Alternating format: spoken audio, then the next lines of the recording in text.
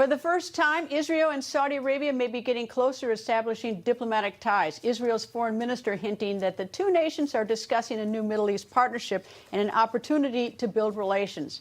Jerusalem correspondent Daniel Cohen has more on the major development. It's important to note not just what was said, but who said it. Israel's foreign minister and, if this current coalition government can survive, Prime Minister in waiting Yair Lapid. He didn't use the words Abraham Accords, but he did say he hopes President Biden's Middle East visit could lead to a warming of ties. Saudi Arabia wasn't part of the Abraham Accords brokered by the Trump administration that led to first ever relations between Israel, the UAE, Bahrain, Morocco, and Sudan.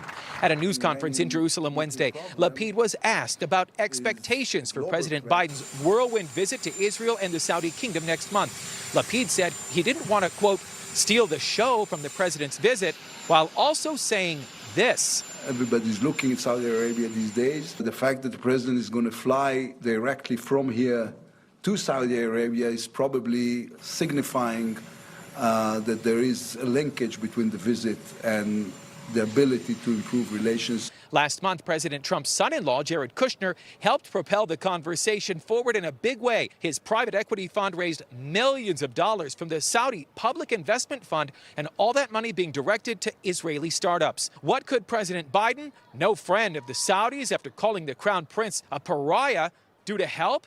I spoke with Joel Rosenberg, conservative author and leader of multiple evangelical Abraham Accords delegations.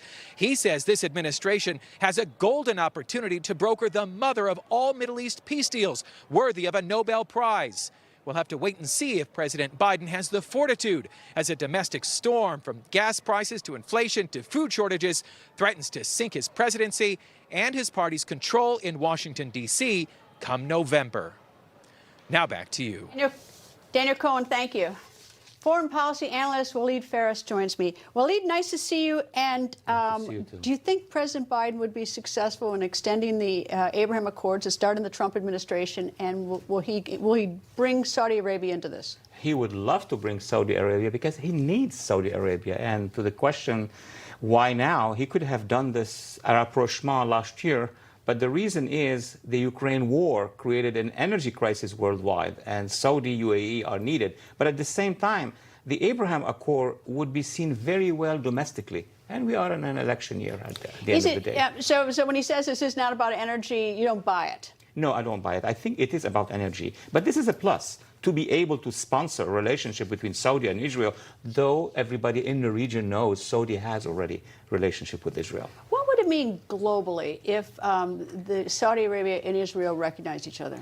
That would be a big thing, more than anything before, more than Egypt, UAE, because Saudi Arabia is basically the spiritual leadership and capital of the Muslim world. We're talking not just about Saudi, we're talking about 52 Muslim and Arab states, exactly what Trump has done. The former President Trump, when he went to Saudi Arabia in 2017, he was talking to the 1.2 billion people, and that's the worth of Saudi Arabia. Is it sort of a statement that he flies from Israel to Saudi Arabia without sort of refueling someplace else? It's all symbolism, and the region loves symbolism. Both Israelis and Arabs always look at those symbols, but reality is that the UAE and Saudi have been in dialogue with the Israelis since 2017. Everybody knows it in the region. But for the U.S. president, this U.S. president, to fly from Israel to Saudi Arabia is very important symbolically. All right. Well, so we have that symbolism, but this trip isn't without controversy. If you're meeting with the Crown Prince of Saudi Arabia in light of even the murder of the Washington Post reporter Khashoggi a number of years ago, that's something that people got their eyes on. Saudis would love that. They would love to fix that relationship with the Biden administration. But how do you fix that? I mean, this is the Crown Prince, and apparently the reports are that he's the one who ordered this. It's true, but now in international politics, the Saudis need the United States on the one hand, for a reason that everybody knows, Iran.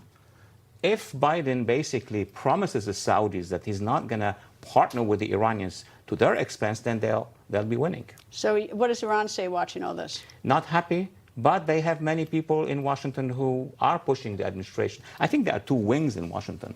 One, the negotiators with the Iranians are pressing the Biden administration to sign first and then talk to the Saudis. And then everybody else is saying, no, you need the Saudis, you need the Abraham Accord, you need Israel, and then you sign the agreement. And that would be after the elections. Waleed Phares, thank you very much, sir. Thank you. Nice to talk to you. Thank you. And coming